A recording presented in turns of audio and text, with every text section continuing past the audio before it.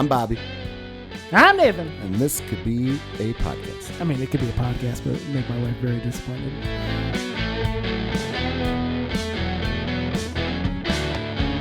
Have you run into people that don't view listening to a book like you don't gather the same amount of information as if you were to read it, or they look down upon you listening? No, I don't. I guess that's what it is, because I couldn't. And there's a number of people in my life where I'm like, oh, I was listening to a book, and you kind of just hear the. You can hear the. No. I haven't had anybody say. I've done it to myself, where like it took me a while to get used to the idea of listening to a book is being an acceptable thing. It's not like watching a movie. It's not like watching a movie, and it's not. It does take a lot more mental. I don't know how you want to say it. It takes a lot more mentally to create the world in front of you, as compared to a movie. It depends on the book for sure. I mean, whether it's fiction, nonfiction, whether it's a fantasy world that you're creating for sure, or that's being created for you in a book. That's not generally what I listen to / read when I read a book. Yeah. I like more like historical based novels and stuff like that. So things that you don't need a world to create, basically. Yeah. I just need to understand the time and place and listen to it that way. But it's an interesting thing to me. Like if I can listen to a book and then like mow the lawn or something like that, and I can multitask, because a lot of the time I don't have time in the day to sit down and read a book. I mean, especially some of like Game of Thrones, like is a book. That's a tough one. You're not going to sit down for 15 minutes and read Game of Thrones, and then put it down, and then just like I'm going to go do my rest of my day. Right. And that was for me the hardest part of all of this has been my lack of not free time. But time where I could listen to podcasts. I mean, so like podcasts and books, like that's what for me setting up, as a video producer and someone who does live sports, I would literally I'd go and spend like 2 hours by myself running cable, setting up cameras, and doing that by myself for student workers to do it later in the evening. And that was generally my time that I would sit there and I'd listen to podcasts. As I'm pushing a cart across campus, that's when I'd be listening. And I found that I have my like free time of listening to audiobooks and podcasts has condensed so much. Right now I'm getting up, I'm going to work, and I'm coming home. Yeah, and when it's the same. And I'm sitting at my office. I'm not spending a lot of time setting up larger productions. That's not a thing that I'm doing right now. So that's gone down a lot. Also, my windshield time has decreased a lot. Yeah. We would go and we would take family like trips where, hey, we're going to go drive 3 hours to see some family. We're going to go drive 4 hours to go see some family. Yeah. And I would listen to podcasts and books along the way. Yeah. Kids would be in the back watching a movie or whatever. My wife would be sleeping / reading articles. And that was it. And I could sit there and I could listen to, if I'm listening to 3 hours of listening time, that's 4.5 hours that I can really like make a big dent. And my podcast list has like just become overrun. It's bad. I'm the same way. Yeah, there's just less time in the day for many different reasons. But I always find though that like listening to something on like time and a half speed, I don't. It's not that I can't pay attention to it or don't gather the information. It's just I don't enjoy feeling rushed listening to it. I don't enjoy that feeling of it. I like a long podcast. I like a podcast where I can like listen to it multiple times. Because again, there was a time when this all started going on, it seemed like every podcast just switched to constant news updates, constant information about this. And I wanted an escapism from that. I wanted something to be like, I need to listen to something that doesn't talk about Corona or COVID for 3 hours. Right.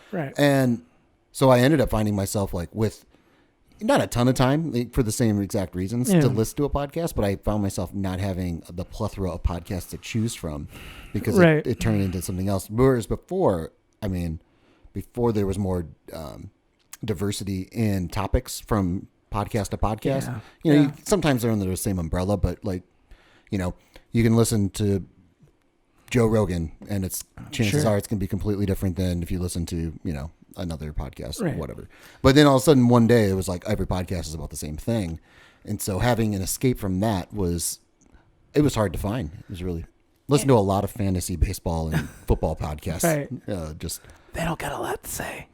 well, I mean, now. it was interesting for production. Like they would come up with games and stuff like that, like Yeah. debates about the same thing over and over again. But again, it was more of that release, though. It was a release of like, oh, it's something to listen to.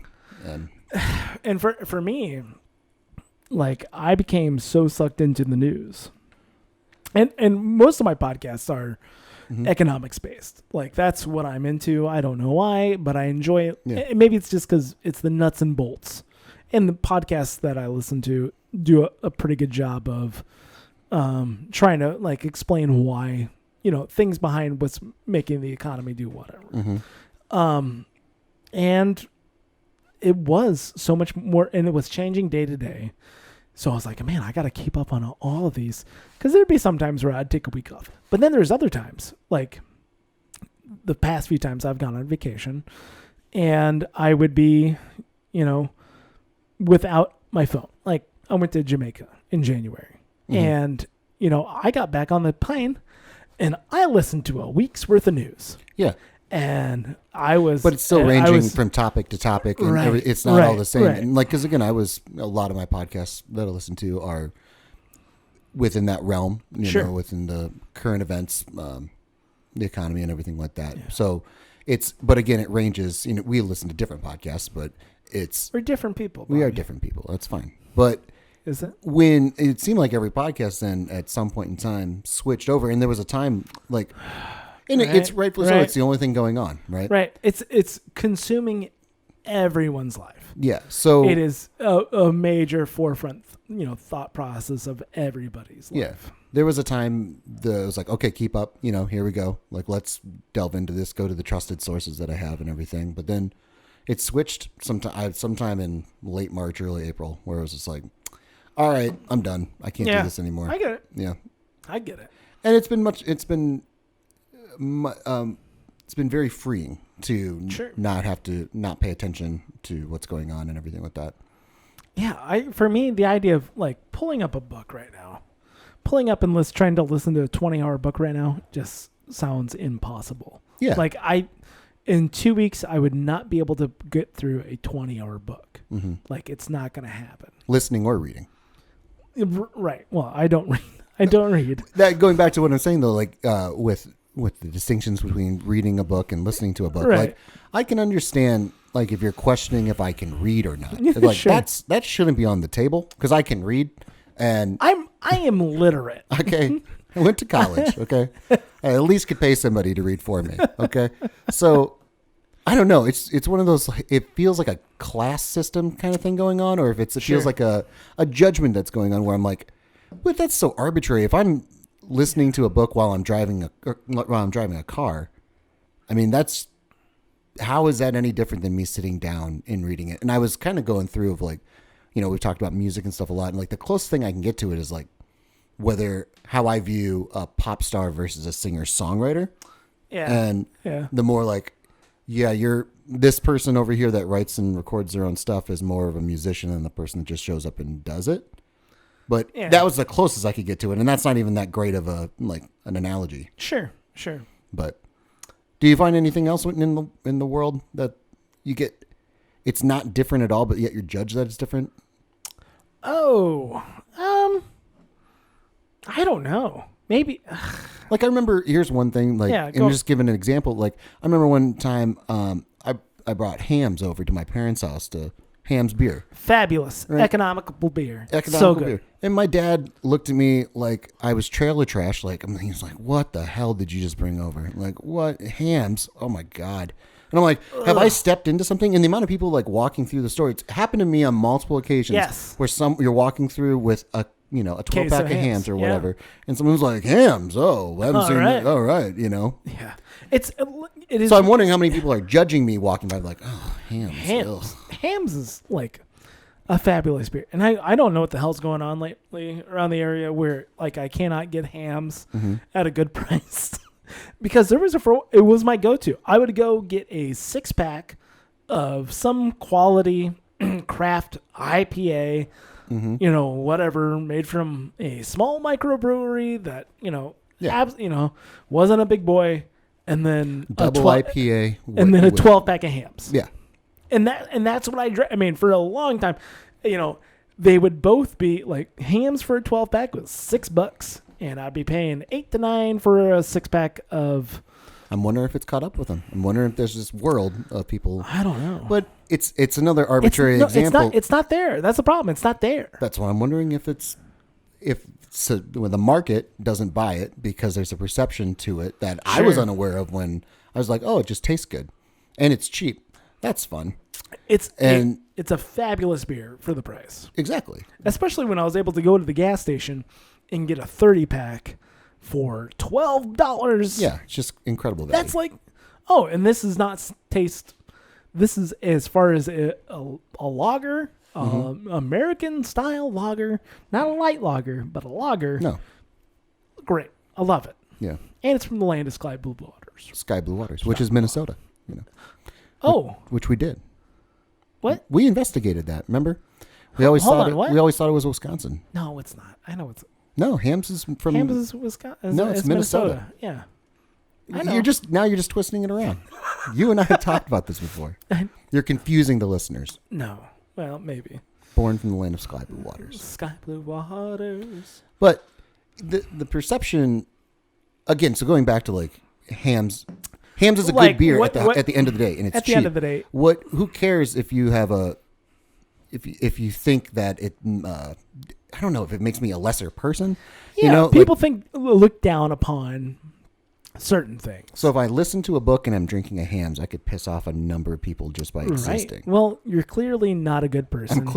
You're not cultured, lowbrow, and yeah, you don't have the mental fortitude to sit there and work through a book. You cannot use your eyeballs, you lazy POS. Okay, well, Jesus. My God. I guess that's it. Is that it?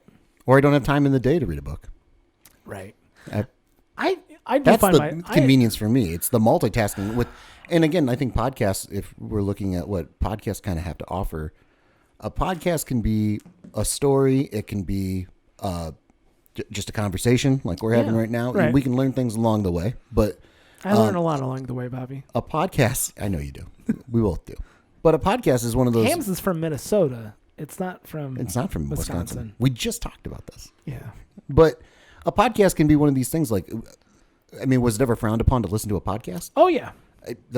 Yes. Remember when Wikipedia, when you couldn't, you're not supposed to use Wikipedia as a source. No. But even when, like, if you were to say, I looked something up and I found this on Wikipedia, that was a time where you're like, oh, yeah, you found it on Wikipedia? Sure.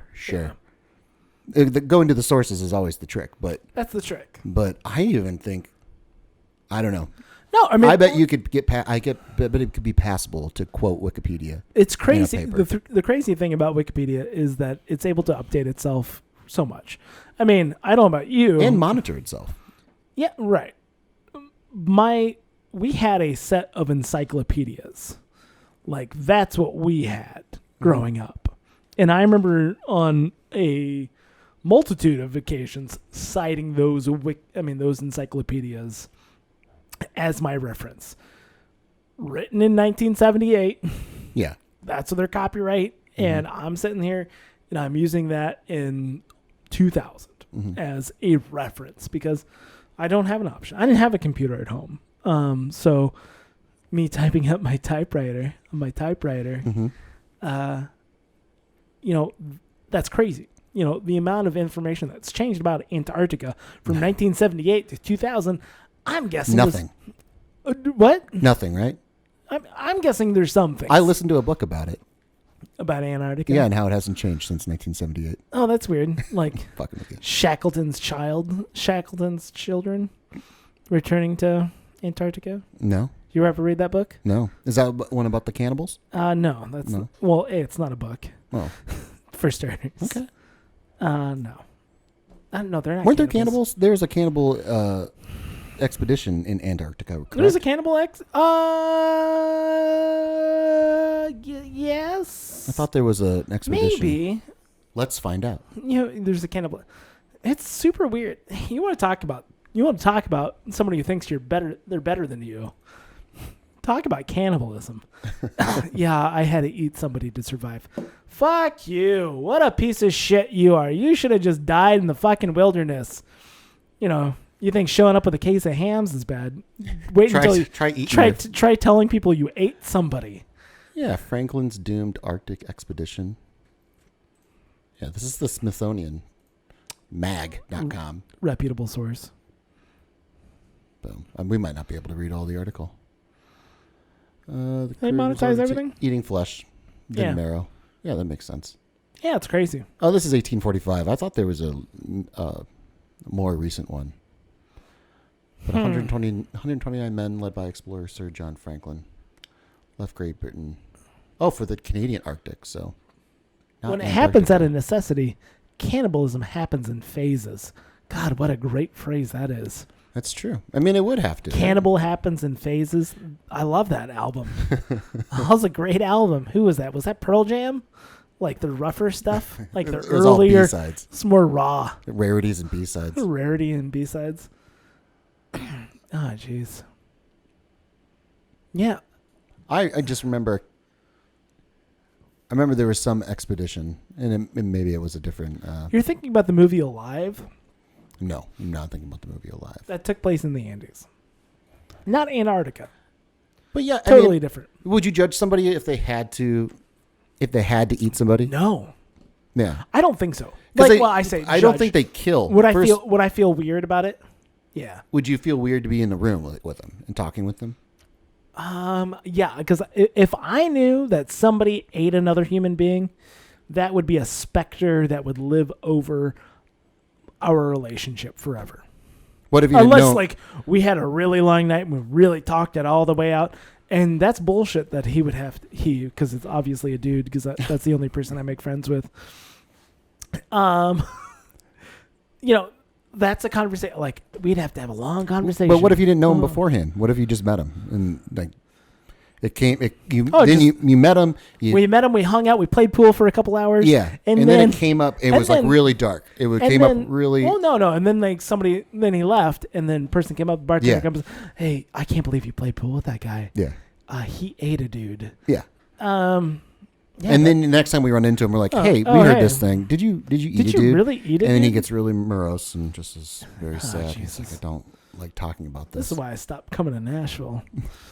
But this is, I mean, I would think if you had to eat somebody, Yeah. right? Yeah. First off, I think in all these situations, I don't think they're killing people to eat them. I think the people Right. die, and then it's out of necessity. Yeah, we're not generally. Because that would be different. I don't befriend people who've come from remote tribes that eat people for their power and energy. Their chakras. You guys got to hang out at different places. Oh, is that it? I mean, that's the problem with these days. You don't be able to get out and just meet new people and exciting people who possibly eat people. Yeah. Just because of I bet there's a lot of people that eat people you don't even know.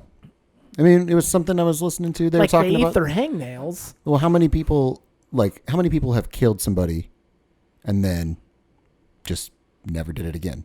You got away with it. Oh, I'm sure that that's the crazy thing is the amount of people, if you never talk about it, you can get away with murder. If you just just the amount of unsolved murders, there has to be a good number of people if you kill somebody got away with it and shove it deep down inside you and never talk about it ever again. You probably get away with it. You could probably get away with it. Yeah. That is the most crazy thing ever. So on the part of that, what would be worse? How would you how am I going to phrase this? I mean, what would be worse in your perception? Would it be knowing that somebody ate somebody or not knowing that they killed somebody and they went their entire life, and at the end when they died, someone comes along and tells you like, hey, by the way, that person actually killed somebody. And you're like, he killed it. Like, yeah, for sure, Brick he killed a killed a dude. guy. There's the body, and we have all this information. Some fictional situation, but you would find out. But you've lived your entire life never knowing. No, what would be worse in your situation? What would be harder to deal with? Not worse, I guess. What would be harder to deal with? Oh man, probably hard to deal with is the murderer, because I couldn't that you were befriended with, right? Yeah, like we hung out. Yeah. We hung out. He met my children. He met my kids. We like talked. I mean, we had a really long, in-depth conversation about like what like the fourth dimensional plane really is. That's right. And now I can't talk to him about it. Like, right. Oh, so when you murdered that guy, where was the fourth dimensional plane within all that, or did it really reveal itself to you at that moment? And how close that person would get to like telling you at some point in time, like they were like, okay, I'm really close with Nathan. I can. By the way, I'm gonna. And then the door opens, and then like, oh, not the right time. Crap. Jeez. But again, like you'd have to live with both, right? You'd have to, as the person, as the subjects that we're talking about, you'd have to live with having eaten somebody, and then live with the fact that you've murdered somebody. Because we're not talking about accidental murder. We're talking about premeditated murder. It's not for me. I guess I got to move on and shove this deep down. What's the most shocking thing that you've ever done that you would never want to tell me? Most shocking thing that I've done that you would never. Oh man, almost tricked them there. Probably hanging out with Eddie Money. No, it's like it's not been murdering somebody. That's for sure. Oh, I'll take that off the table. That is off the table. I feel so much better about me and myself and our relationship. Yeah. I mean, we're not going to kiss on the mouth yet, but we'll get there.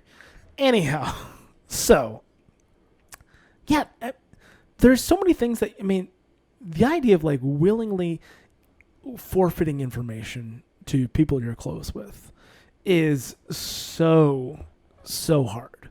And it's like, it's really, so being like forfeiting for me to forfeit information that I am embarrassed about makes me feel negative about who I am. Mm-hmm. I'm not going to tell you about a number of personal things that have happened to me or that I do on a regular basis in your house.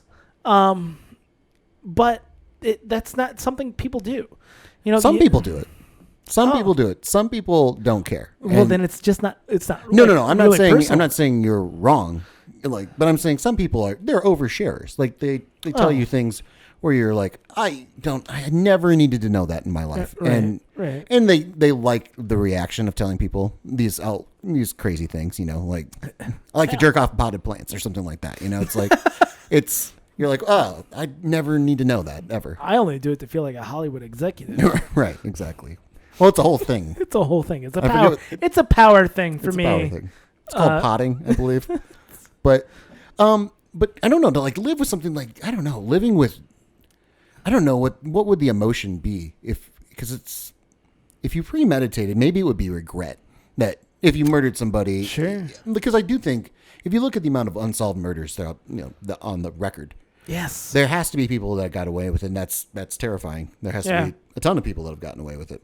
So that means there has to be people that have tried it and like decided not to do it again, or they didn't like it. Right. But I mean, can you ever come back from that? Can you ever like live a normal life, be close to somebody? According to like all the movies I've seen about war and stuff, once you take a man's life, it's.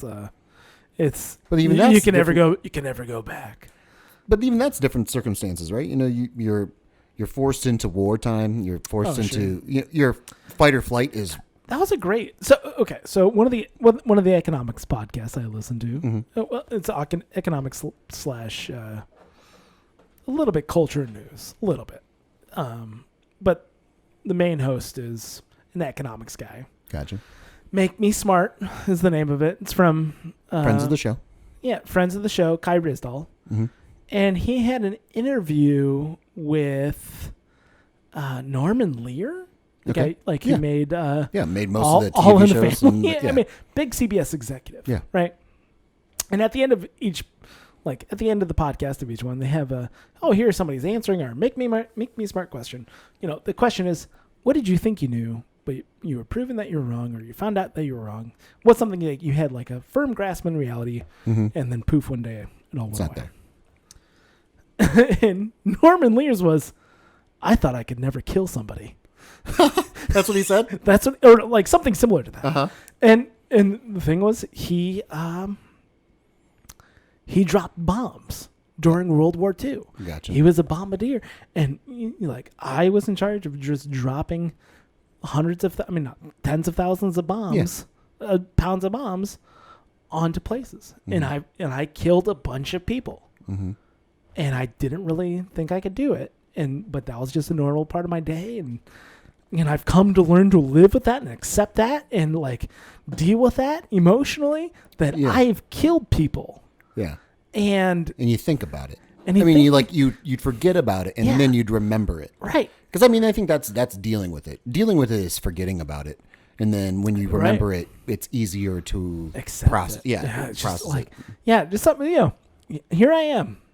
Oh, I'm Norman Lear. Hey, I think they were talking. I don't remember what they were talking about the Netflix remake of One Step at a Time or whatever it is. Step by Step? No, it's like One Step at a Time. I don't remember, whatever it is. They made it with a Latino family for Netflix. It doesn't matter. Never watched it, ever. Anyhow, it was just like, jeez. Well, a lot of guys, a lot of people have been put in that situation. I think it's, I don't know. You'd almost have to learn some way to get over it. Otherwise, you'd self-destruct. But the thing also, I think, like with being a bombardier or working out of a bomber is just like, you don't know the total numbers. You're so detached. You're just so like, as compared to, hey, I'm a dude in the trenches, and I think about every night before I go to sleep the guy I stabbed with my bayonet. Right. That's every night. Yep. Yeah. That would be a different situation and much harder to get over. Yeah. Right. Even if you had severe hate, even if you Yeah, which of course everybody, they're like trained to do. They're trained to hate each other. That was a crazy thing. Do you listen to hardcore history? Do you listen to that guy? I've listened to a few, yeah. A little bit. I'd love to know that guy. As far as like podcast process, I'd like to know like how does that guy function? Like what's his process? Anyhow. But just talking about like that trained hate and also like it was crazy this last episode talking about World War II, Pacific Theater, and how Japanese commanders would sit there to their subordinates and say, okay, all right, now take this guy, rip him apart, string him up, pull his entrails out. Yeah. And they're like, I do not want to do this. I don't want to do this. Right. No, you got to do this right now. And like force them to commit atrocities onto bodies and like have them out for display. Right. And he's like, and after they're done, they're like, okay, now American soldiers are going to see the Japanese soldiers, what they've done, and they're going to come at you with so much more hate and violence. They're going to be coming at you hard now because of what you just did. So you got to keep it out. Now you got to be extra vigilant, and you got to be watching out for guys. Yeah, they're going to get riled up, and you got to match that intensity, or you're going to get killed. You're going to get killed. Yeah, and probably tortured. As far as reciprocation and everything. But that was a huge storyline in World War I and II, right? As far as torturing of prisoners and everything. I don't know. As far as like, 'cause I remember I was hearing what it was George W. It was George W. No, not George W. George H.W. Bush. Herbert Walker Bush. Yeah. Bush 41. Going down with the what would they call it? The Flyboys. Any of that information in World War? I want to say he was in World War I. I don't think he was. Okay. Well, no, that wouldn't make sense. No, he must have been in World War II. But I don't think he was in World War. He must have been in World War II. I don't think he was in any World Wars. Yeah, he was in World. Yeah, I'm pretty sure he was in World War II. I think he was a fighter. He was a CIA operative in. It must have been World War. In like the timeline doesn't in the sense. 60s. Yeah, he has a. I don't. There was a story I was hearing about him flying planes, and not wanting to go down in Japanese territory because of all the torture and everything that was going on, and so he. Anyway, I can't remember the story exactly, but yeah, it's. Yeah, hardcore history. I'd love to know how that guy Yeah, his dangerous role. in World War II. Navy Well, aviator. I'll be. There's even pictures. Something about his plane going down. Everyone else on the plane had ejected, and he was taking it down. He landed in water. Here's what it is. So Go he on. landed in the water. He could see the Japanese boat start to come towards him, and then Oof.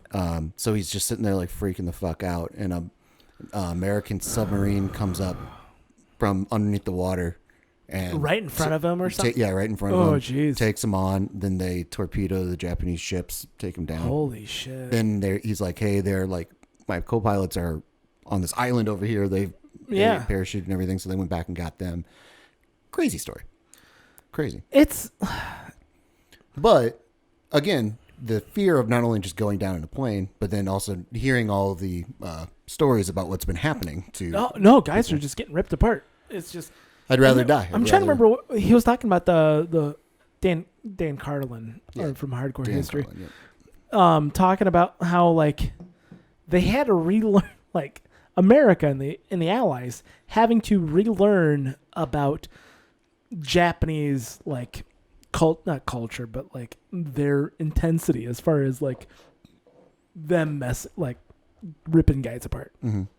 Like the Ho Chi Minh Trail and stuff like that.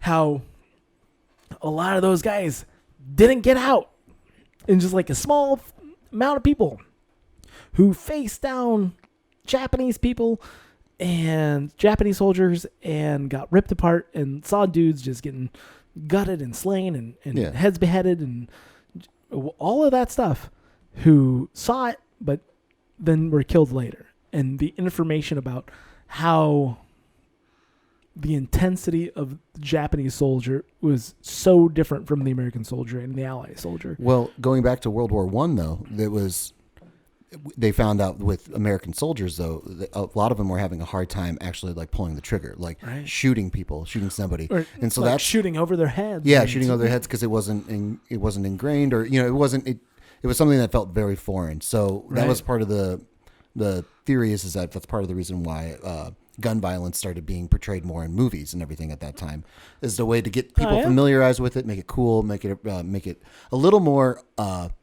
relatable, but they've seen it before. It's in there, You've seen it. You've seen a guy get ripped apart by a machine gun. No, but you've seen a guy get shot, right? So it's a little easier. Maybe it's easier for you to pull the trigger. Maybe it's not easier for you to deal with the ramifications of that, but to pull the actual trigger, because they were having problems with people not being able to pull the trigger.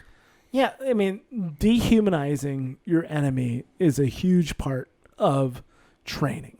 That is a big thing. That's why well, it'd be considered a weakness if you did humanize them. Right. I mean a weakness to your safety. And talking about using derogatory terms for them. They're dogs. Yeah. They're pigs. Mm-hmm. They're not real people. It's okay if you kill them because they're not real people. Yeah. So that's a whole thing, and that's the crazy thing about warfare. And I don't like violence, and I'm not afraid to say it.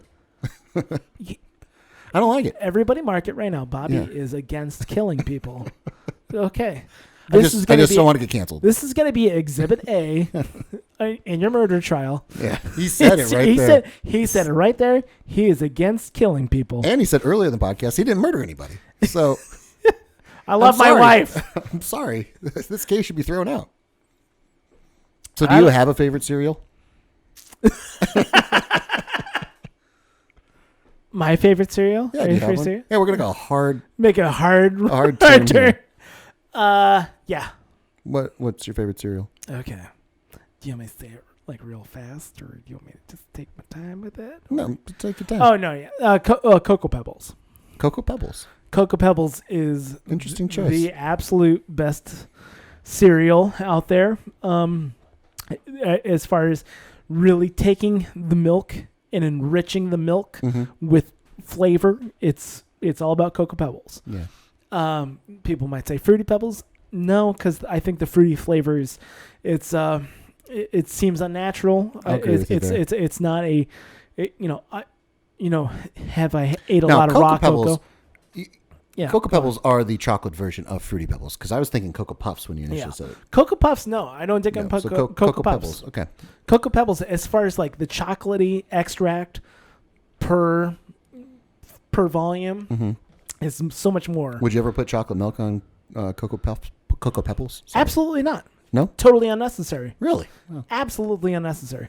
And also, there's a sweet spot as far as saturation of milk into the Cocoa Pebbles before you start eating them. Yeah. You got to give it you want to give it a minute. No. Really? With Cocoa Pebbles? I always thought you'd just dig right into No, this. you want to give it a minute. I don't like the sogginess of a Cocoa Pebble. Well, that's the thing. It's a mixture. You want that. You want that slight crunch and you want slight that soggy? slight crunch. You want the crunchy edges. You want this kind of softer So you have like a 45-second window to eat this soft. to eat the cereal. start eating it and enjoy it. No. Of what actual amount of time do you think you have to eat this enjoyably Fully. under like optimal circumstances?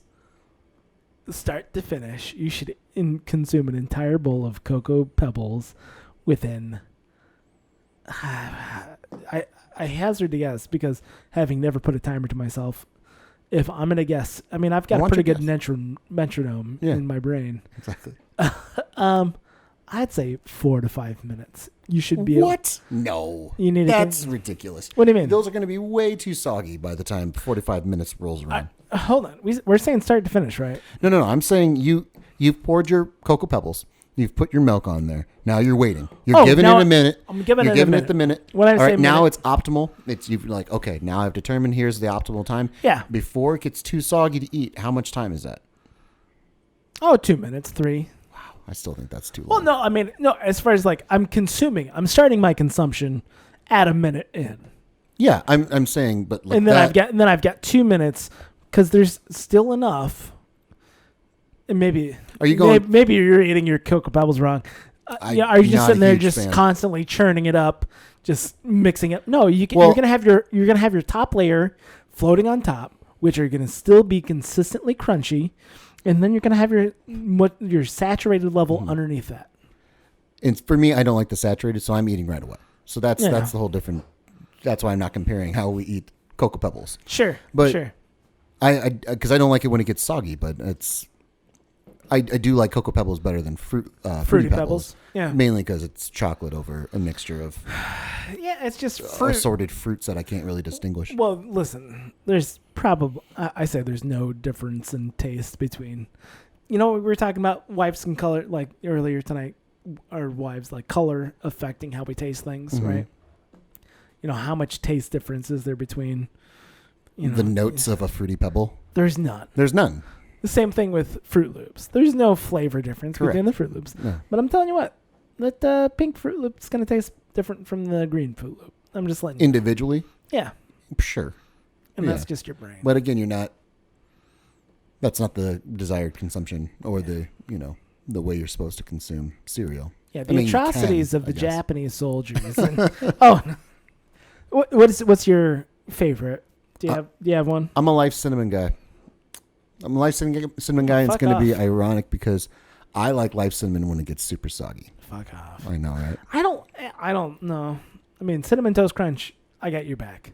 And that's what most people do. They go like, oh, what about Cinnamon Toast Crunch? It's like, no. Life Cinnamon, I think life and start to finish is just bland garbage. Life Cinnamon, and I would say Golden Grams is right behind there. I would say Cinnamon Toast Crunch is one of the most overrated cereals out there. It's the reason. Its equivalent is like the reason why people don't like the Eagles because the Big Lebowski said it. I think the reason why people like Cinnamon Toast Crunch is because someone at one point in time said it, and then that's what everyone's going to say. Cinnamon Toast Crunch is not a very good cereal. It's great, and it is. Give me Golden Grams or Life Cinnamon any day of the week. Cinnamon Toast Crunch, I'm going to say 100% should be consumed quicker. That should be a little bit more of a drier consumption compared to Golden Grams. Golden Grams is an excellent soggy cereal. It's a great soggy cereal. Here's the deal. I'm gonna fuck your brain up. Try. As a child, my cereal of choice was half a package of graham crackers. A half a package of graham crackers? Take graham crackers and just break them up. and pour milk over them. Okay. Is that technically a cereal? I don't know. I hated a cereal. I mean, That was like my favorite what's cereal. the definition of a cereal? How about that? Well, cereal because- comes from a grain. It's a all grain. But what you're describing to me so would technically be a cereal. Wheat, barley, wheat, barley. I'm not going to trust your 1978 encyclopedia knowledge. Or all wheat, barley, and what's another? Rice is another. I mean, they're all cereals. It's a very loose definition here. I'm going to see if we can find some. Any plant of grass family yielding an edible grain. I forgot wheat, rye. Oats, rice, or corn. The grain itself. So some edible preparation of it, especially a breakfast food. Yeah. That's a really loose ass definition of cereal. Yeah. Of which case, your graham crackers are totally a cereal. Totally. Yep, absolutely. Yeah. But that's so oatmeal's a cereal. Yeah. Technically. Yeah. But oatmeal's this? oatmeal. Did we talk about this? On the podcast, Hold on. or What was just the you and I? porridge? What was the thing we were talking about? Porridge. What the fuck is porridge? Was that you and me? No. Who was that? But porridge is a form of oats, right? Or a form of oatmeal. Like oatmeal. Oatmeal is a porridge, but porridge is not an oatmeal. It's porridge is any kind of hot cereal dish. It's really blowing my mind, actually, because now technically anything can be cereal. I mean, Right? How Right. Is hot creamed corn cereal? Right, I was just going to say I guess. Yeah. Corn's a cereal. Yeah. And that's... How is rice with, rice. hold on. Rice is a We went to a wrong fairly common cereal base. But rice itself, though, like steamed rice. Puffed rice. But it doesn't say anything about the preparation of it. It says some edible preparation of it. So preparing steamed rice is technically cereal. It's technically a cereal. Sure. You a big fan of rice with cinnamon sugar? Is that a thing you fuck with? I've had that before. That's kind of like a rice pudding, right? Yeah, not real because it's not creamy. I mean, no. Yeah. I've never had just cinnamon sugar on rice. That was like before, that was a dessert. That was a dessert for us. Was it? At school. Really? At school, it was like, yeah, here's rice, or maybe it was just a side dish. Hey, was it just dry rice? Well, yeah, like steamed rice. Steamed rice with cinnamon sugar on top. Wow. And it was fine. Well, I know the flavors from a rice pudding. Yeah, the flavors are there. It's less creamy. I don't like rice pudding. I don't like rice pudding. Sure, you know what I hate more than rice pudding? Violence? Bread pudding. Oh. Then violence. Okay, well. Things I want eradicated from this earth. If I had 3 wishes. In this order. Bread pudding, rice pudding. Violence. Well, you never want to, get rid of like something altogether, right? So you never want to, because there's always ironic implications. There's a reason. Yeah, there's a reason violence exists. Yeah, and it's because of bread pudding. Yeah, and there's violence that's necessary. So yeah, to stop people from serving bread pudding. Bread pudding, I don't get it. It's very dense. I'm not a big dessert guy. Are you a dessert guy at all? Yeah. I mean, sometimes dessert, like today for lunch, was a bowl of Cocoa Pebbles. Do you have a dessert at every meal? I mean, outside of, lunch and dinner, do you have a dessert? Not at every meal. I feel like more lunch for me. Like, lunch is for me. Lunch is for the boys. Lunch is for me. It's for me. Like, because generally I'm not cooking and serving and considering other people. And that's fine. It's not like you have kids or anything. I mean, no. I love my wife. This makes me interested in what a dessert. I put E there. I meant to do this. What is the dessert definition? Because is it dessert tied solely to dinner? We know, like in the country, there's supper, because dinner is lunch in the country, and supper is dinner. 100% correct. So, something my wife still does not understand. What does she understand about it? Oh, just no. Dinner is dinner. End of a meal. Lunch is lunch. Supper is this weird thing that she does not like fully comprehend, or at least I think. Does she understand brunch? Yeah, she understands brunch. Okay. That's a combination of lunch. So what do you eat? I mean, lunch just doesn't exist in the country on a farm. Yeah. Well, it's usually just the Totinos now. Sure. That's still dinner, though. Oh, yeah. As far as what you call it. I mean, that's my understanding of, going to my grandparents' farm. For us, me growing up as a child, dinner was usually reserved for Sunday. Like Sunday after church, we would have dinner. You wouldn't have supper. Well, no. Well, did you guys do the dinner supper, or did you guys go lunch and dinner? Dinner depends on the day. Like dinner is like a prepared meal. Mm-hmm. Over lunch. Over lunch, it's I don't know. Over the noon hour, dinner. Like if you prepared a meal, as compared to whatever you threw together, that's lunch. Like if I'm just throwing something together, like a sandwich, that's lunch. Okay, that's not dinner. First definition is the principal meal of a day. Oh yeah. And then a formal feast or banquet. So sure. The food prepared for dinner. Can we go and throw supper in there? That's now nice. we're gonna get to the bottom of this. Supper is the evening meal. Supper is evening meal. That's just. I would agree with that. A usually light meal. One taken in the middle of the day. The food prepared for lunch, though. So it's still prepared food. Oh, no, hold on. That's a fun. I love that. A food that's prepared for lunch. For a lunch. I ate lunch. I ate a lunch. Yeah, you had a lunch. Yeah, and that was food prepared for lunch. Right, but you wouldn't have a dinner. Yeah. Would you? Oh, you'd have dinner. I'd have a dinner. We had a great dinner the other night. That Bobby would and make Katie sense. came over. But that would mean lunch is something like you take a lunch to school. Yeah. Interesting. We'd take a lunch. You want to take a lunch? You take lunch. I never took lunch. Generally, I wouldn't. I always got school lunch. Yeah. Did you take a lunch? No. I mean, very rarely I would take my ET lunchbox, and it's not a dinner. It's not a dinner box. It's a lunch box. A light evening meal when dinner is taken at midday. Interesting. That is the definition of supper. Wow. A light meal eaten before going to bed. So it's not a big meal by definition. Well, yeah. What do you want for supper? Huh?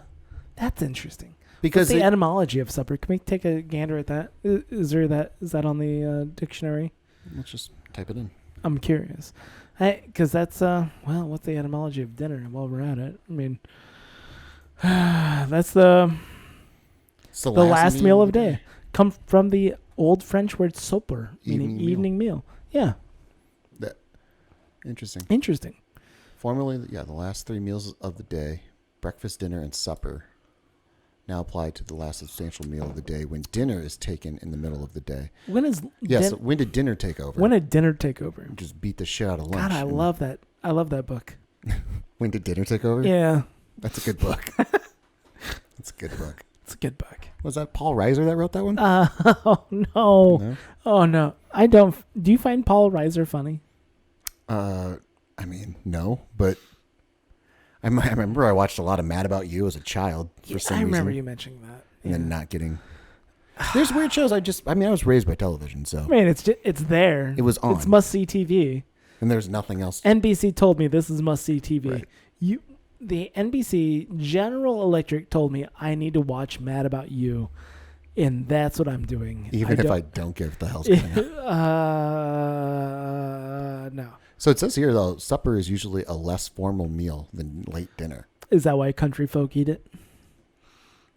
But usually my growing up, when I go to my grandparents over the summer and go to their farm, that's where I first found out about dinner and supper. Yeah. But supper was always the bigger meal. It was always the one where... Supper, yeah. It was the feast. Sure.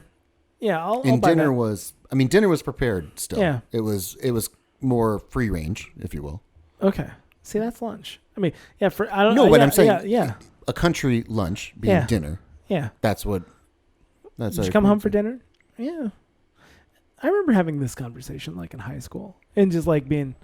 Oh yeah, it's very weird. Supper is a very weird term. It really is. Well, now we know it's a light evening meal. It comes from the old French word super. Super. Super. I don't know. I mean, I do know. It's right there. Yeah, it's right there. You just don't know how to speak Old French. No. Super? No. I'll make a note of that in your personal file. Yeah. I still didn't murder a guy. Bobby Anybody. against murder doesn't know how to speak Old French. No. Yet. Updated. For your next performance review. Oh, cool. For the podcast? Yeah. Okay. Well, listen. Are We we? got to keep track of this stuff because I need to know whether you've eaten a guy or for violence or. We never answered the eating the guy part, so I mean, I'll leave that. I'm gonna pray on that. Just pray on that. Yeah, Do you pray on things a lot? No, I don't either. I eat, pray, and love a lot, but Yeah. no. I like what's the word I like to use? I like to use the phrase. I'm going to not meditate. I'm gonna chew on that. I need to Chew on that. digest that. I need to what's the another word for using my mandible to consume things. There's a let me digest. There's another word for digest. Then I'm circling around and I can't think of it right now.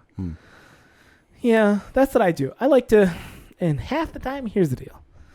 If I can think on something and I'm like, I'm going to come back to that. Let me circle back. Let me think about this, what you're saying, what you're asking me. Mm-hmm. If it actually means something, then I'll think about it. Like it will literally come back in thought to me. If it doesn't matter, at all, it's gone forever, and I'm not gonna fucking. But how many times in a day do you hear something where you completely forget about? Like you were told something in passing, even you were told something like paying attention, and you just forgot about it. Does that happen? A little bit, and that's why I like at work and stuff. I gotta tell people like, email me this, please. I mean, and also, hey, if I don't get back, if I told you I'm gonna think about something, and it's important enough, go ahead and email me about it. What's your email etiquette? Like, how quickly? How quickly I'm horrible. do you think? I'm horrible. You're horrible at it. I'm horrible. Like, you send me an email, I'm gonna read that email almost instantly. Mm-hmm. Whether you reply to me, whether I reply to it, that's the problem. And that makes me a dick. And I know. I know. Hold on. Well, let's find out what's the proper email etiquette to reply. I know. Well, like hey, I'm asking you a pointed question. It's not frivolous. It's involving work. It's this or that, and I just don't reply to you. That's bad, and that's something that I should work on a little bit more. I haven't done a good job of it, but I'm really good about apologizing. Hey, get that down. But listen, you if you send me back, if you come back at me a week later with it, hey, sorry about that. Here's actually what you're looking for. It took me a day to fix it, but it says reply to your emails even if the email wasn't intended for you. Okay, so they must be talking about like being CC'd on an email. I don't think you're I think you're. Hey, I'm really busy, but I don't think this is meant. I want to know like how many days is it rude? Like there's things for replying to an invitation to a party and everything. If anybody thinks that I'm rude for not replying to their email right away, I'm sorry. If you think I'm rude for not replying to your email after 9, after 5, but before 9 a.m. the next day, I think it's understood within business hours. You'd think so, but respond. Okay, so this is a 17 unwritten email etiquette rules no one ever taught you. This is what I'm getting at here. Respond the minute you get an email, even if you need more time. I don't agree with that. Absolutely not. That's going to get you in trouble. Absolutely not. Use reply all with caution. Oh, absolutely. Absolutely. Agree with it 1,000,000%. If you want a response from somebody or someone, don't CC them. I don't think so. Well, if I'm CC'd on something, then I just need to know. I just need to see it. It's not for me. I'm not looking at it as I need to respond to something. Listen, unless they're giving me a unless directive. they're giving directive in the email. I use. But why would I not just be on the email? I use the CC as I need to loop this in. I need to loop somebody else into. This doesn't just pertain to me. This pertains to this other person as well. Let's go ahead and bring them in. But without giving them directive, you don't need to hear back from them. Ready for this? I do not distinguish between the actual address and the CC. Those two things might as well be the same fucking thing. That's the thing about directive, though. If I send you an email and I'm giving you directive, or I need something from you in the actual body of the email, then why didn't I just include you on the actual email itself? If I don't need anything from you, but you just need to see the information, then I could just CC you on it and then accomplish it. Sure. But then we go down to number 4 of these unwritten rules of email. It's understand when and when not to use BCC. I never. And you never do. I never. And it says here, I find this interesting. So it's when is okay to use BCC. Hillel Fold of Inc. magazine says it's strictly for mass emails or when someone introduces you via email to someone else. Sure. Which I've never done, but I can see. Okay. Yeah. Here's the follow-up. In every other case, when you email someone and BCC someone else, you're being dishonest, like it or not. I'm 100% correct. You're right. I mean, you know what? Here's the deal. Well, he's 100% correct. Instead of right. Okay. You didn't say that. Instead of BCCing somebody, I'm going to go and sit there and have a conversation. Hey, by the way, this is what was said to me. Here's the email if you want to look at it. Or maybe I'll even fucking just forward you the email later. Yeah. I don't...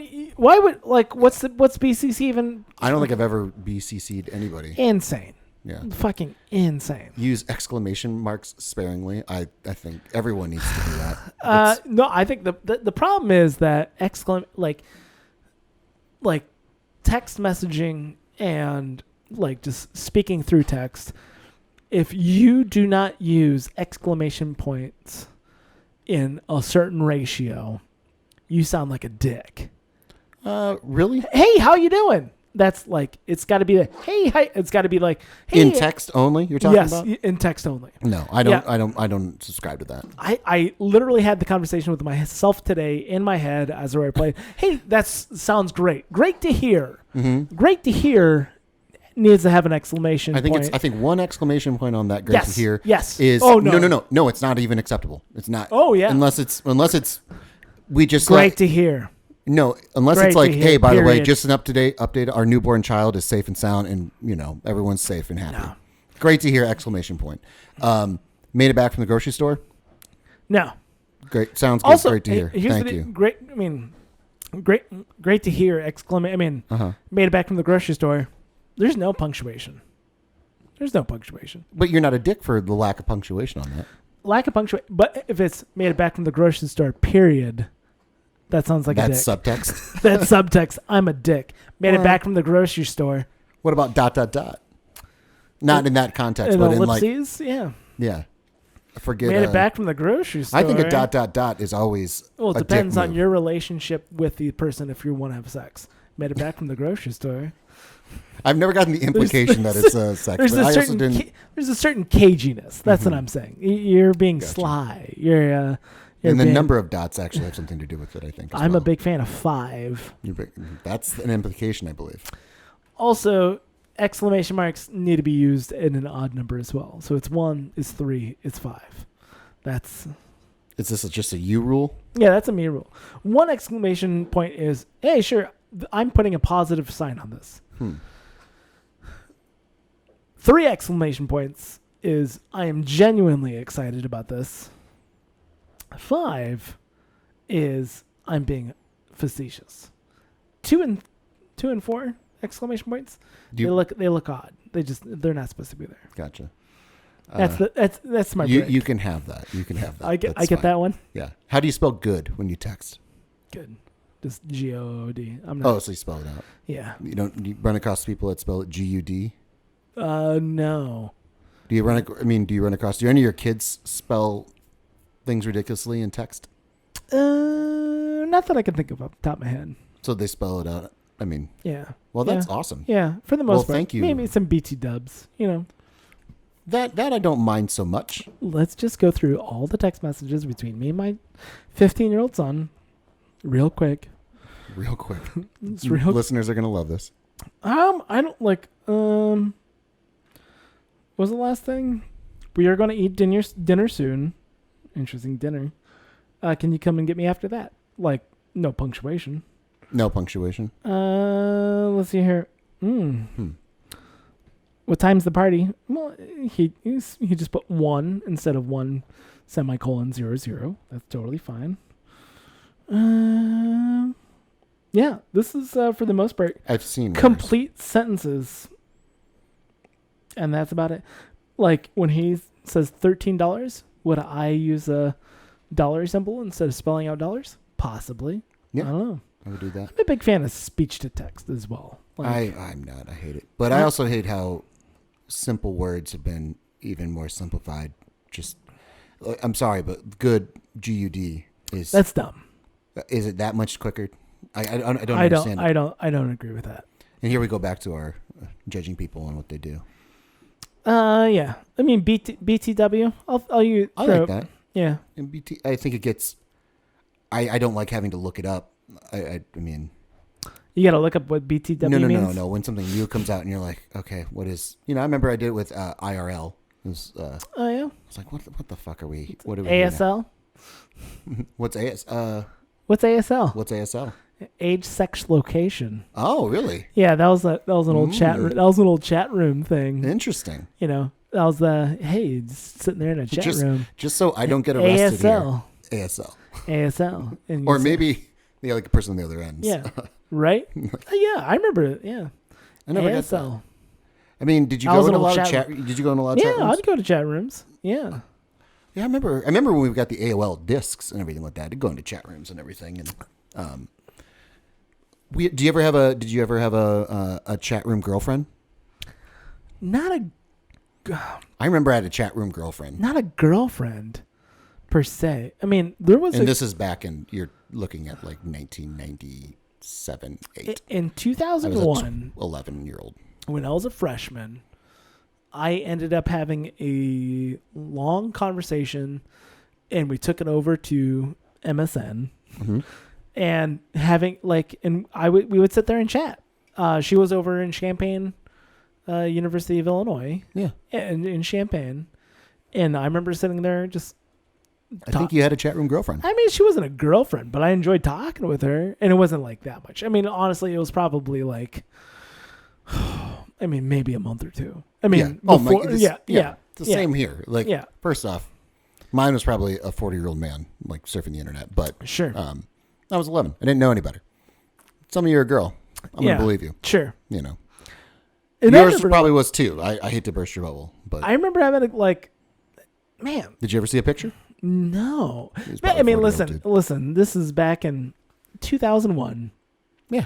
The idea of Pre taking or post 9/11. The idea. Well, it's probably this would have been, maybe it was closer to 2002. Okay. Post 9/11. Well, because I moved roommates. I moved down because the hall. of 9/11. Yes. Really? No. No. Like my freshman roommate. Maybe he was fine. Like we were fine. I got a real problem with getting along with most people. I mean, I'm a friendly, amicable guy, and I get it. I don't know. Yeah, and that's oh well, fuck you. And I get along with a lot of people, and then just like out of nowhere, my roommate is like, "Hey, I think I want to switch roommates with the guy down the hall." I don't get along with everybody. I knew the two guys down the hall, and I got along with the other guy who I'd be living with. Hey, I think I'd just be better fit, if we both, just switched rooms. And that was like October, so we spent I spent 2 months with one dude, and then spent the rest of the year with another guy. But however, it was after 9/11. That's what I'm trying to say. Times are different. Because my 9/11 story is waking up that first dude.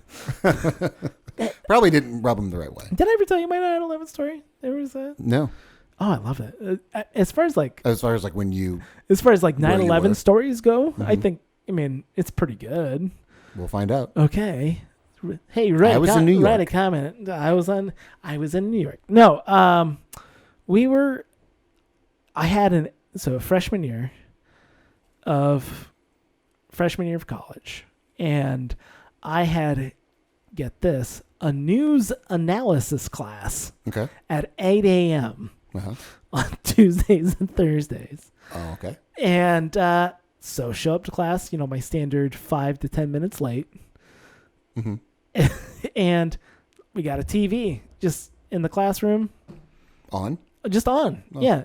And he's like, hey, way to show up, Rebarger. Hey, we got some guy crashed his plane into the World Trade Center. I'm like, Mm-hmm. oh. They're like, okay, all right, interesting. Okay. Waking up, and sitting there talking about, what we're doing with, how the production going, how is this going through. And he's like, hey, pay attention. This is probably going to be, because every week I had to find an article and write a 2-page paper about like analyzing the news. Okay. He's like, so when you get your news analysis papers, this is going to be your news analysis articles. You're going to be seeing a lot of this stuff probably. Mm-hmm. And then I'm sitting there, I'm watching, and I see the fireball from the second plane hit. The CNN helicopter was focusing on the first tower or whatever. I can't tell you the tower's names. The first tower that got hit, and I saw the fireball like explode from the other side, and they're like, "Oh, hey!" The announcer's like, "Hey, I think we just saw another fire. We saw a fireball. Maybe that was the fuselage exploding or something. Did you guys see that? Yeah. Oh shit! Hey, we're getting."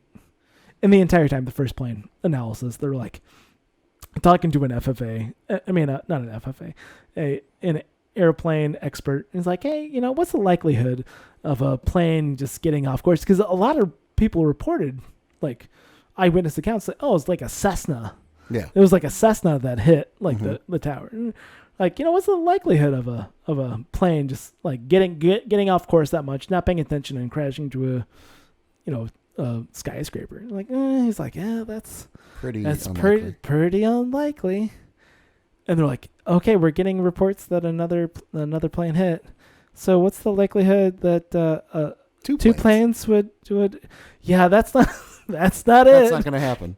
And then it was roughly, I want to say, it was almost instantaneously, but looking at the scroll along the bottom, it was like, Pentagon's on fire. Mm-hmm. And that's all it said. It was just like, well, shit. This is not.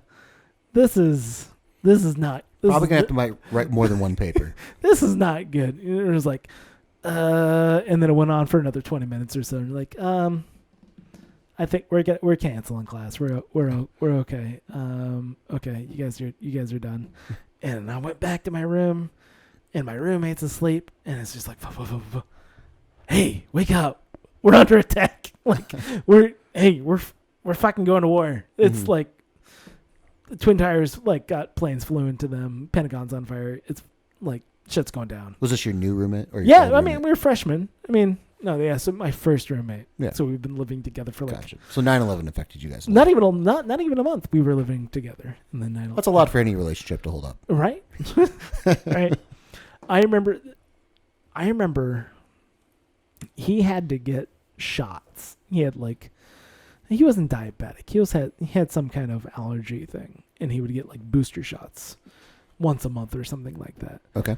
And I remember we were waiting for his mom in the parking lot of the mall. Okay. And we were just sitting there, and we were listening to. Still 9/11. Yeah, we were listening to George Bush's first big address to Congress.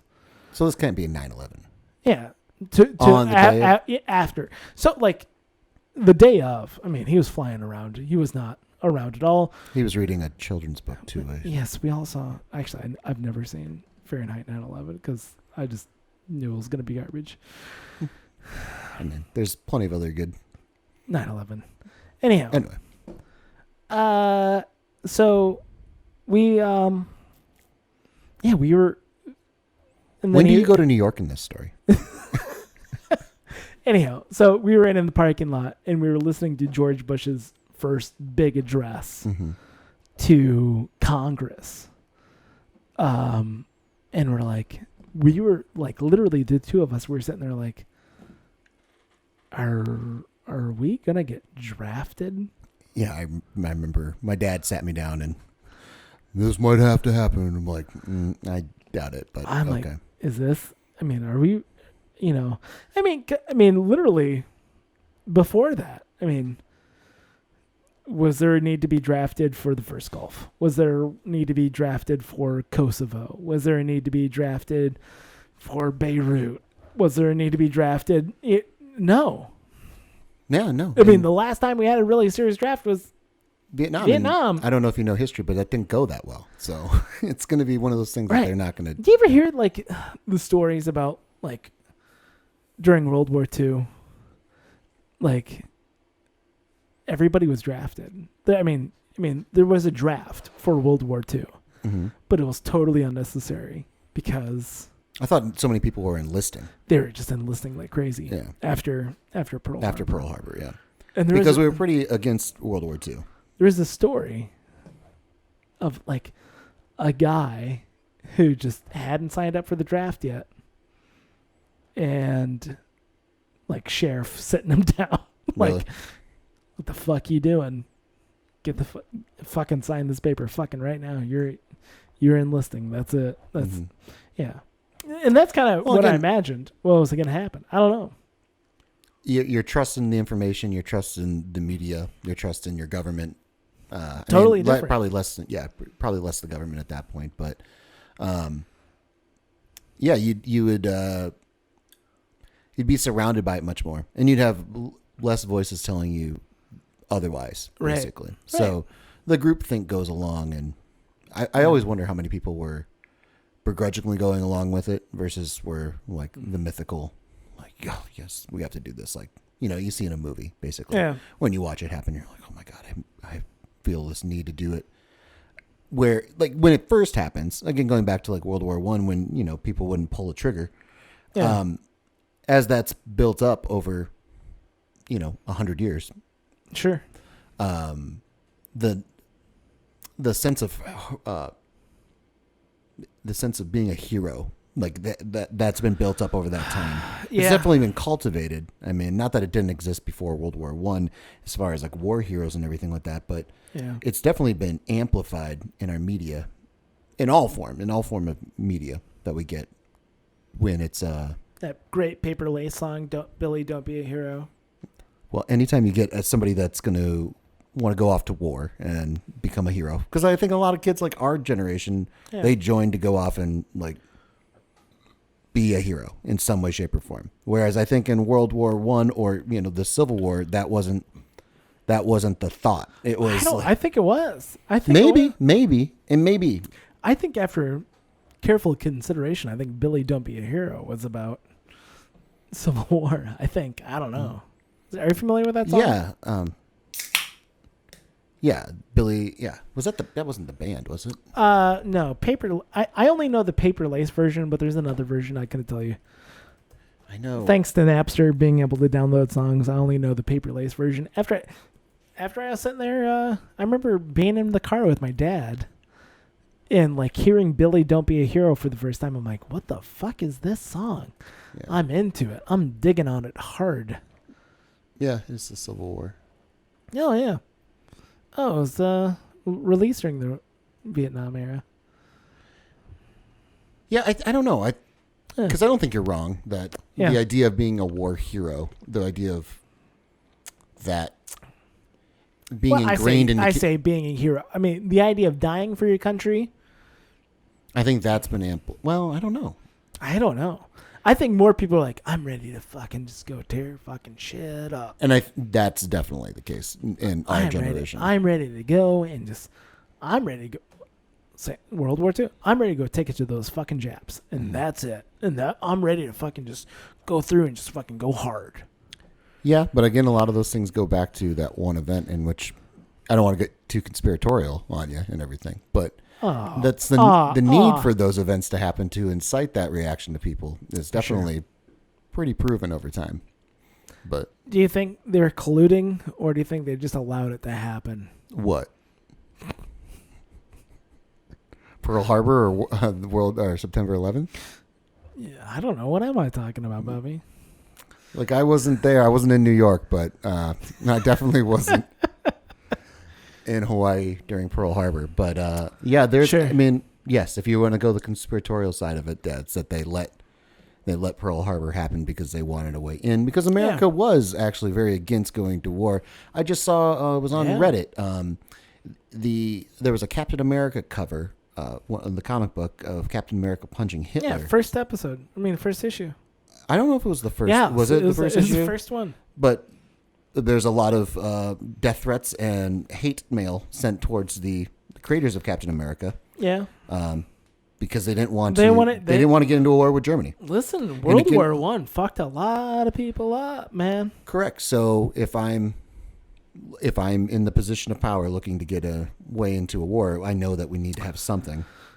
Well, I mean, even the assassination of Franz Ferdinand, which, that was the that one to great get into band, 1-1. Take Me Out? Yeah. No, to get into the Archduke Ferdinand, I think is what it was. But Franz Ferdinand is the name. Yeah, of but that was to get, Archduke, got his, but that was how we got, that was our rationale to get into World that's War I. Weird, there's a... Like the battle, the Gulf of Tonkin is how we justified getting into Vietnam, and the CIA or the government has actually come out and retracted that actually ever happened.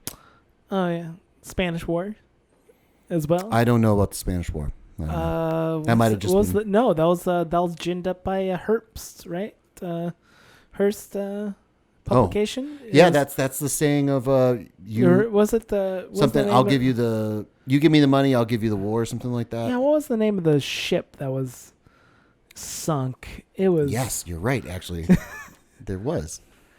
But all those major events. Hold on. What was what ship sunk for the start the Spanish? Look at you writing a whole fucking sentence, complete sentence. Spanish-American War. When I search for things, I use complete sentences. That's a marriage bad. The USS Maine. Where is it? Remember the Maine? Yeah. Yep, remember the Maine. Yeah. And the Alamo. Yeah. Again, we're looking at major events. It's pretty common for these wars to happen. Well, just like you have tension upon tension upon tension upon tension upon tension, and then an inciting incident. Like, honestly, here it is. Here's my premonition, Cap. I mean, with all the stuff going on between us and China, I mean, a lot of tension between China and the United States. And, we have one inciting incident that happens in the South China Sea where, some destroyer gets sunk. Mm-hmm. Or, well, then we got to go to war with China. That's not going to happen with this election cycle. Yeah, it won't happen with this election cycle. No. Maybe the next one. Is that what you're saying? Well, it depends on who's elected, for sure. Yeah. I mean, yeah, yeah. I mean, as far as political tensions between, countries. I'm not defending one. The amount of tension between the U.S. and China right now it's getting hot. It's getting hot, Bobby. Well, yeah, because of, these strange times that we've been living in. Yeah. Well, that and just like, I don't know. It had been boiling up before that, but it was also much more, I don't know. It's, at this point, is it worth everyone's stake to go to an actual war, or is it worth doing something more kind of like what we've experienced with an economic? Yeah, we're in a Cold War right now. Yeah. I mean, that's just... And that, to me, like, if we're for both sides, it would make more sense to play it out that way than to actually have like a bloody war. The last thing I want to do is get in a proxy war with China, though. That's the thing. Yeah. Is just like, as we sit there and go back and forth about what's happening in South China Sea, if there's more evidence of human rights atrocities even more so. Even more so. What we've known and what's happened before. Have you seen the videos of those Yeah, the Muslim of the camps? Uyghurs? Yeah. I mean, it's insane. It's insane. Like, it is literally concentration camps. It's like that's... And also, like, the idea that the multinational corporations have so much invested. That's the other thing I think will stop a war. Well... It'd be much more of a economic Cold War. After Nike backs out, after Apple backs out, after having pressure put on those companies from the administration after they win the election, to back out of manufacturing in China, which I think is like this continues, because there's no way. It's not a good look. And we live in a world where the branding is, we're already experiencing it. Today of this recording, there have been 2 Major League Baseball games that have been canceled over the concerns of testing and everything like that. Yeah. And positive tests. But then it's just a slippery slope. I've already seen articles about how stupid MLB was to start up this thing. Oh, yeah. And it's always going to happen.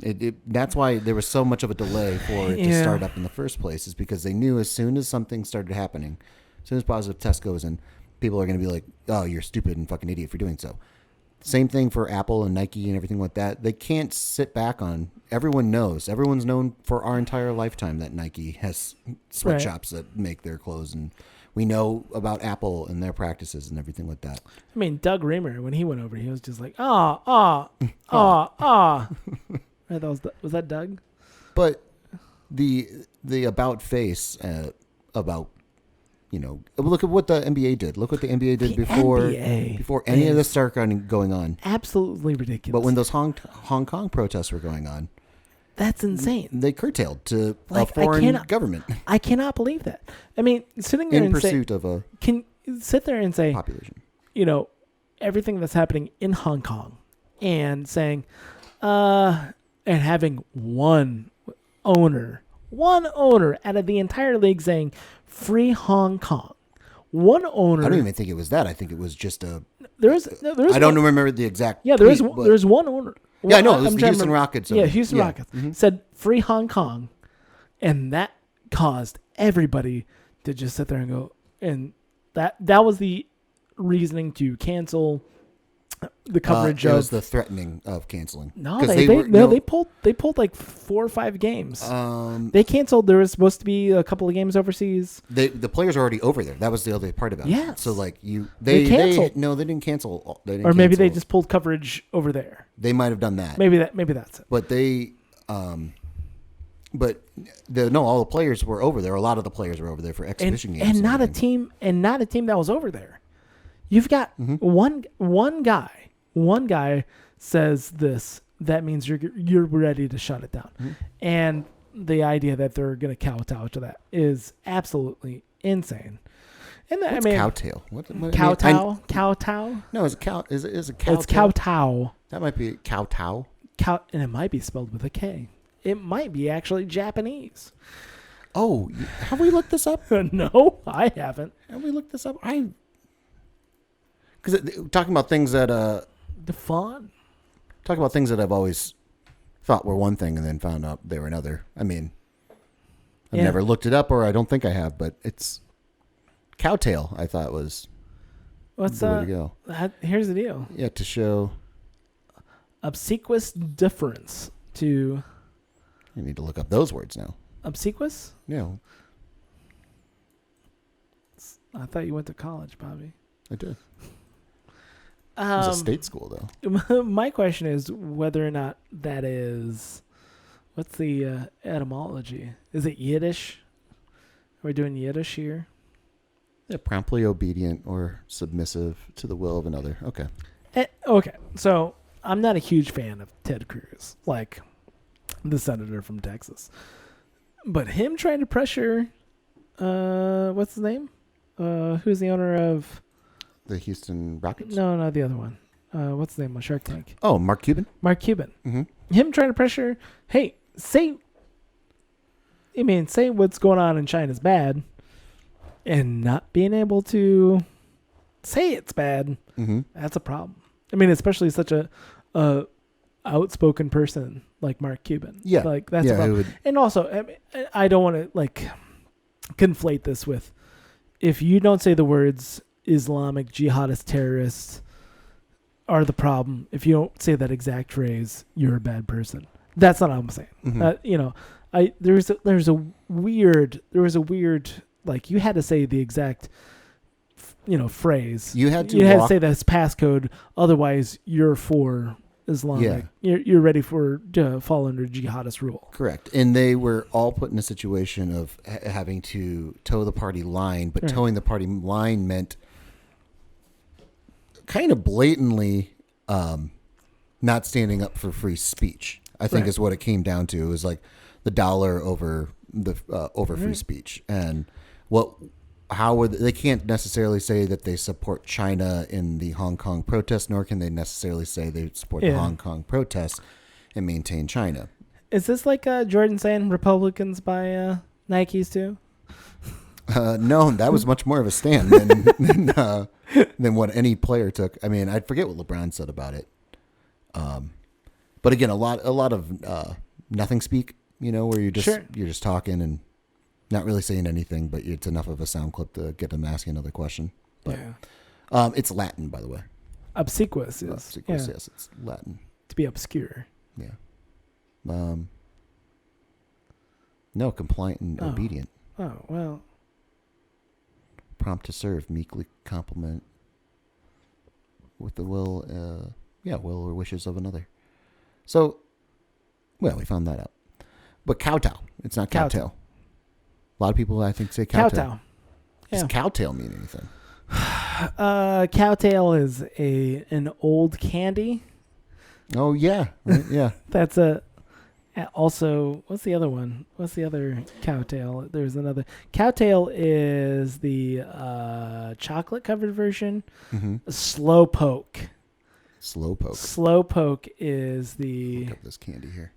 it's like a hard caramel. Slowpoke is like a hard caramel that is it's like you take a piece of taffy. Oh, yeah.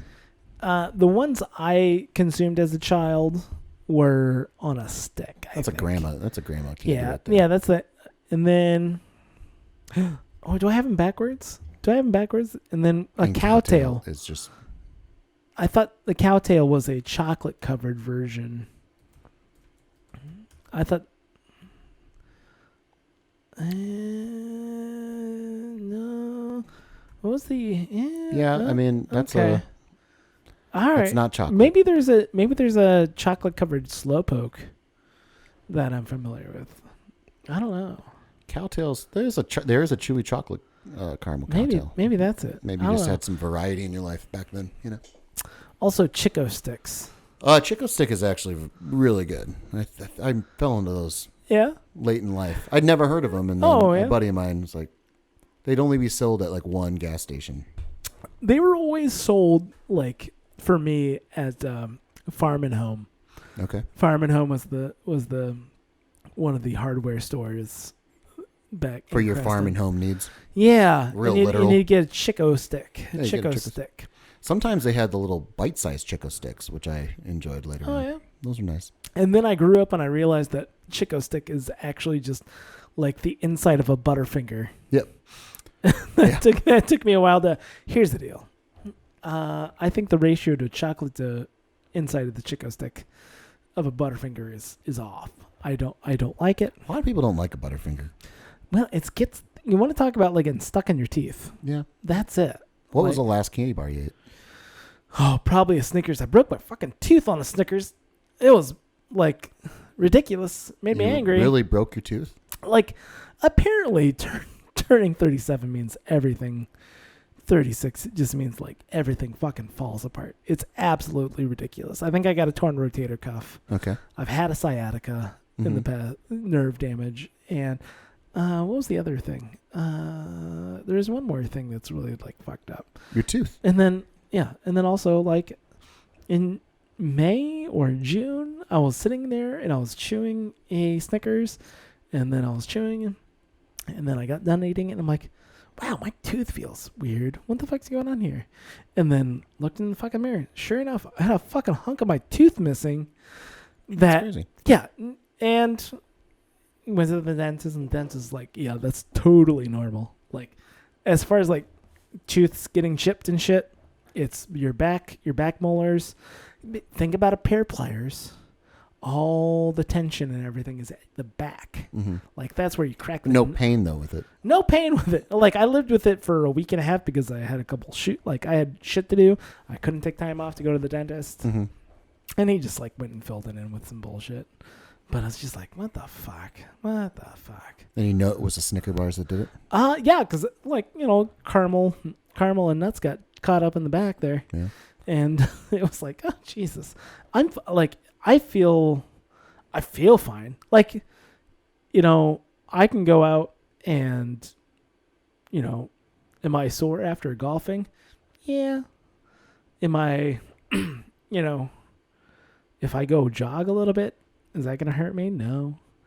But like, could you handle war at this time? That's an excellent question. So it was yesterday. Yesterday, for some reason, me avoiding work around the house. And at this question. Can I go to work? Yeah, I think so. I think it. Could I get in 2 months? In a month and a half, could I get into? Could you do it? Could I kill a man and look him right in the eye as his What life? would you need? What event would need to happen that you would feel that motivated outside of someone telling you that yet you had to? A collapse of society. Oh, okay. So yeah, a couple months? Yeah. But for the collapse of society. Yeah. Okay. Yeah. I mean, we're closer that to I'd it. have to join the war? I mean, No. Just for your motivation, because I think I'm right there with you. I think we take the total breakdown of society. And then it'd be like, okay, yeah, we're never coming back from this. Yeah, I get it. I literally have to really focus on my cardio right now. I'm going to start doing some laps here because I don't think we're coming back from this. Yeah, I need to be able to right now to run 2 miles nonstop within 20 minutes. Is this a lot of your zombie prep coming into play? Or is it different? Yeah, there's some of that. There's some of that. With society collapsing. I mean, like, honestly, the movie Zombieland, which I know you've never seen. Yeah, I've seen Zombieland. Oh, you only watched it once, though. Yeah. You only watched. Like, got the gist. cardio, yeah, that's huge. Like, being able to... But there's more with the society collapsing that the resources are much more finite than I understand a zombie. that. Well, 2 things. Yes, finite resources. Also, the collapse of society can happen. The zombie apocalypse is a much farther off thing that probably won't happen, I think.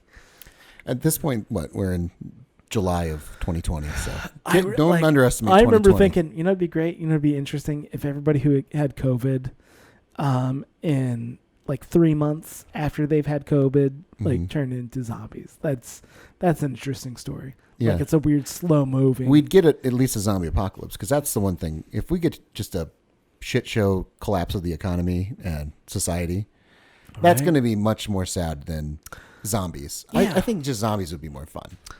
I've always struggled with making...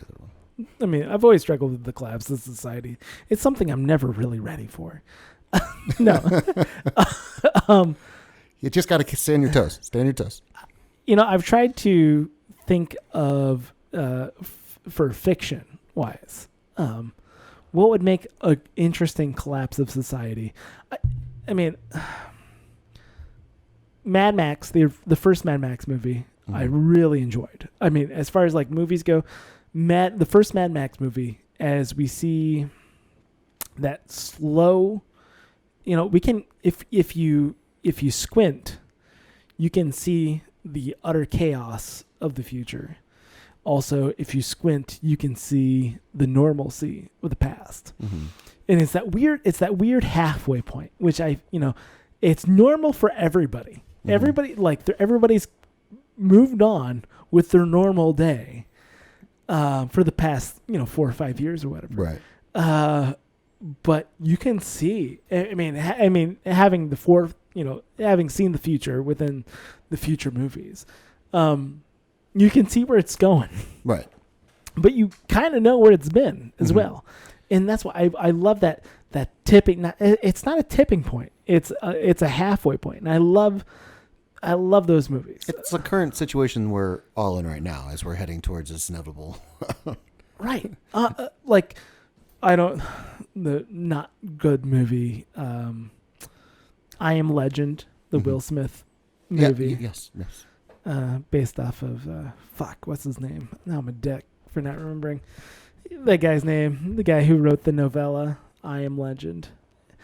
Anyway, you should go look him up. He's really good. Okay, I'll look him up. But the Will Smith version of that movie where, there's the scenes where society's collapsing. And it's like that for me is the interesting stuff.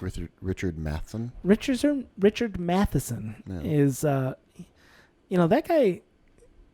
He's a really interesting character, and he wrote a lot of really good stuff, and in a lot of like early Twilight Zone. Okay. Richard Matheson wrote a lot of, and also anyhow, so those transition points, I'm interested.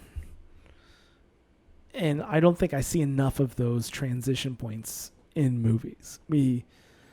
I agree. We join up with them when it comes after this stuff. That's the thing with like The Walking Dead or any really post-apocalyptic movie. There's not a lot of time in a movie to get into all that, right? But even a show like The Walking Dead, where I'm like, okay, I want to see. Actually, I don't want to wake up in a coma with Rick and then go on. Yes, I would like to see the build up, and I think they did that with the. With Fear the Walking Dead. Fear the Walking Dead? No, see, I got angry with it. Because it goes right away. No, I mean, no, for me, it was like there was a jump of like a month or 2 months in time in Fear the Walking Dead. And I'm like, well, that sucks. Here they are. They're living their normal life, but they're under military control. What's the fancy word? They're under martial law. I kind of want to live in that world a little bit where all we're hearing is rumor and speculation and maybe a little bit of seeing like, oh hey, no, I saw it. Like, what's so and so's dad? Whatever. I'd love to give yourself a couple months. You'll experience it. It'll be fine. Right. And that's I love that stuff. So anyway, I wrote I didn't write. There's nothing actually written. I mean, I wrote a rough outline of a movie about a billionaire who has built a compound in like the Rocky Mountains. I think the government's already beat you there, but anyway. No, well, part of my thinking, and it was never spelled out, was that he actually was able to quarantine. I mean, like section off, 100 acres inside Yosemite, or Yellowstone, and be able to. The Kevin Costner show. No, he wasn't there. That's not what that show's about. Kevin Costner should show up anyway, and he'd build a survival compound where he would be able to get there by helicopter and ride out the apocalypse. Well, people do that with like old abandoned silos or like hollowed out silos and everything like that. And, but people don't. Yeah, but this is like hidden away. Yeah, he's a billionaire. Yeah. You've already explained this, so everything's going to be for him. But again, you know me, I love the affordable luxury, and if I can hollow out a silo, yes, do it. I'm all for it. Yeah. The interesting thing was for my story was that like he'd bring in just airlift in like Peloponnesian people, have them work for 2 weeks building the place, and then get a whole nother 100 Peloponnesians, and or just middle of nowhere. Just day laborers, so they'd have no clue where they are or anything. Yeah, just to build it. Just to build it. That reminds me of it's a conspiratorial story of a guy whose dad basically was. Yeah. he was brought into a secret room one day, and he never talked about it. And the guy, it was on a podcast I was listening to, and he remembers being taken down like a spiral, Yeah. like a spiral roadway kind of thing, like you'd have in a parking lot. Like, sure. Yeah. And he described it'd be like it would just kept going down and down and down and down and down. It felt like we were going down forever. And he had been working at this company. I forget. I'm being very paraphrasing of this, but basically, Rockwell Collins. He basically was shown this technology that he had never seen before and was asked to work on it. Oh. Never spoke about it. Held on to it until his deathbed. Are you talking about Bob Lazar? Not Bob Lazar. No. That sounds like Bob Lazar's story. Well, it's not Bob Lazar. But is your dad Bob Lazar? No. Oh. But this guy, he on his deathbed, he told this to his son, the story. but he held on to it forever. And yeah, it's things like those things exist. Those things exist, and people I'm are not shown saying, things. I'm not saying they don't exist. But again, like murdering somebody or eating somebody along the way, it'd be hard to just bring up and tell somebody. Or hey, by the way, speaking of peanut butter and jelly sandwich, one time I was eating a peanut butter and jelly sandwich when I was on my lunch break, my dinner break, when I was building this underground bunker with alien technology. Yeah, it exists. And at the end of the day, yeah, this could be a podcast. This could be a podcast. Not made with alien technology. No.